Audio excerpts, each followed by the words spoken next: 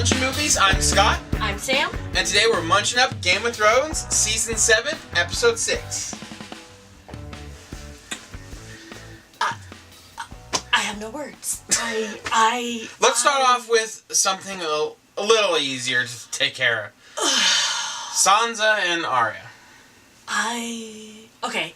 I have sisters whom I love, but this sibling dynamic is absolutely killing me. You know, Yeah. I fight with my sisters, but holy crap, this is insane. They're falling right into Littlefinger's plan. They really are. And I actually was giving Littlefinger it because I'm wondering kind of in his mind, did he give Bran the knife so that Bran would give Arya the knife? And, I mean, Arya did end up giving it to Sansa in the end, but I thought that was kind of an interesting thing. But one question I actually wanted to ask you, and ask the audience too.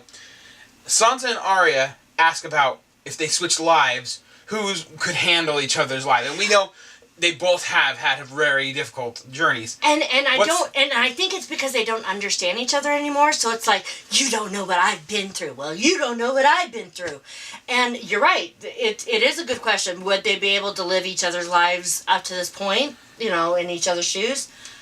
You know what? I don't think so. If Arya got raped, I have no idea. I really don't think how she would handle that. And if Sansa was forced to become a faceless person, you know, go with the Hound all over the place, I really don't know how she would have liked that. I think that both of their journeys suit them more as a person to be able to deal with the issues that come to them. Sort of like in real life, where hopefully, we get handed things that we can actually handle as individuals, and that's sort of like, things, as much as I hate to say it, I hate to say that bad things happen to good people, but things happen for a reason. At least that's what I believe in. Yeah. And so I think this kind of shows that they need to be more empathetic to one another, because it's like, I couldn't walk in your shoes. Yeah. And they don't. Well, they're not going to get empathetic to each other at that point. No, they're not. Sansa goes into Arya's room and finds her bag full of faces, and of course she's creeped out. I would be too. She's like, I was expecting to find a bag full of sex toys. What are all these faces doing here? Sex toys. Idiot. Jeez. But no, okay, Littlefinger's clever, we know that, but he's still evil, and these chicks have got to come snap out of it. They just have to. Well, she sent Bree away, so now there's no help there, so really they need to work together to keep Littlefinger off of Sansa. Get his little fingers off of Sansa. And they've survived up to this point. Don't let this wretched man ruin it. Okay, I'm calm. I'm really saddened by Bran. Why the hell isn't Bran doing more to help these two girls? Anyway. Something has snapped. I don't know. Anyway. Yeah. So, going onwards. Okay, So most of the episode is obviously in the north, beyond the wall, because Jon promised to bring back a stinking White Walker. Dumbest freaking move ever. I think we kind of hinted on this before, but why the hell are we doing this?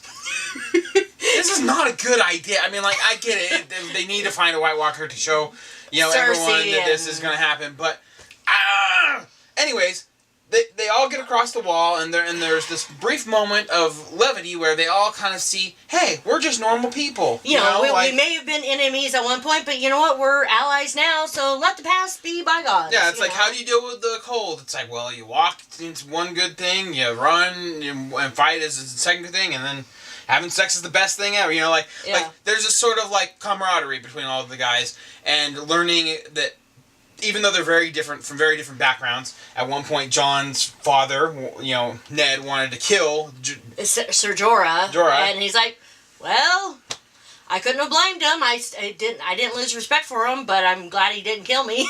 Yeah. So and it was like that. It was like a nice bit of levity to give us the backstory to all these people before the shit hits the fan. Yes. So okay. So of course we have a zombie bear come up and kick their butts! Ah! Sorry. Go ahead. A zombie bear! He was vicious and terrifying, and the poor guy, and just the whole thing, I was like, oh, but that's not even the worst Did thing. you feel bad for the bear at all? Yes, but Yeah. haven't they been through enough? It was quite the battle, and then they decide, okay, we need to grab a White Walker, and they find the little soldier group of White Walkers walking, which is like, wow, this is very convenient. Even the guys on the after show were like, we had to find a reason to, like, get them a White Walker, and also we needed to find a situation where they could stay with all the White Walkers around them. And kind of get out of the situation without it becoming too dire yet. Yeah, and I could tell from watching it, yeah, you guys kind of did, you know... Conveniently, there's this rock in the middle You were of the showing your lake. writing tropes there, because I could totally tell it just seemed like, really, all the White Walkers are just going to stand there and wait for them? You know, even though they fall into the water if they all go at once, but it just seemed a little convenient. And then the freaking Hound... That man needs to go away forever. Taunts the little effers and...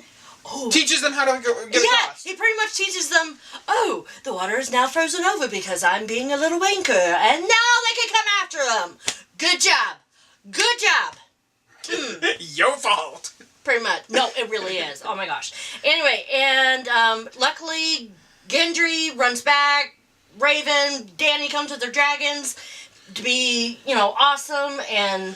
Yeah, you're jumping really fast, but yes, she comes with her dragon, and it is an amazing battle. I have to say, seeing the dragons fight the White Walkers is amazing. And the fact that she brought all three. Seeing them save all the guys is amazing. John, get on the dragon! Why are you waiting down there? I mean, like, I understand, like, in the end why he had to, like, leave, like, oh, no, I have to jump in front of the grenade type thing. Yeah, I've got to sacrifice myself for the better. And I understand that, but move quicker! Why was everyone standing around when the dragons landed? Let's go! The second thing is, keep an eye on the freaking Night King! Who's not watching that guy? Because he was so method. He was just like, let me grab my spear here. Yeah, he's standing there and he's aiming. And he doesn't even Bullseye! Bullseye! On the freaking dragon. But you know what, actually? Thinking about it, it actually would have been worse if he hit the dragon that was landed that they were on top of.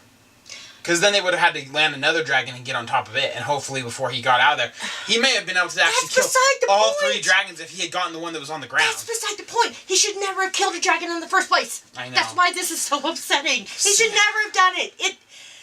I bawled. I was so upset.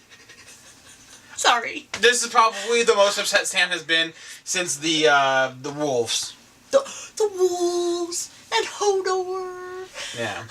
Anyway, okay. So it was definitely a touching moment when the dragon died.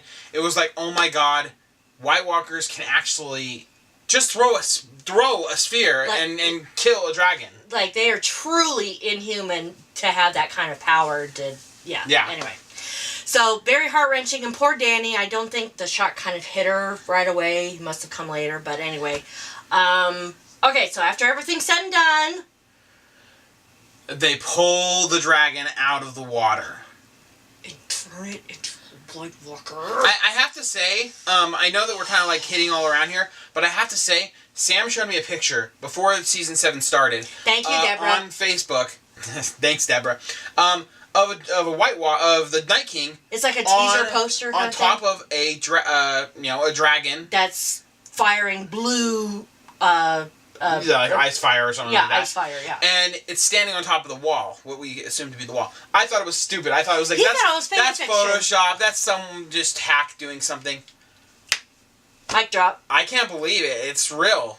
The Night King has a dragon now. He does. And he's going to fly over the wall. He has, like they said on the show, he has a weapon of mass destruction now. Quickly, predictions for the final episode. Real quick. Okay, it sounds like they're going to finally meet Cersei and have their little gathering. I have a feeling that she's totally going to set them up. I think Cersei will do everything in her power to trap them, trick them. She's going to be conniving behind Jaime's back. And eventually, I think, actually, that Jaime's going to have to kill her. And I think it might happen in the next episode. And, that soon? And we might finally get some levity to the kingdom.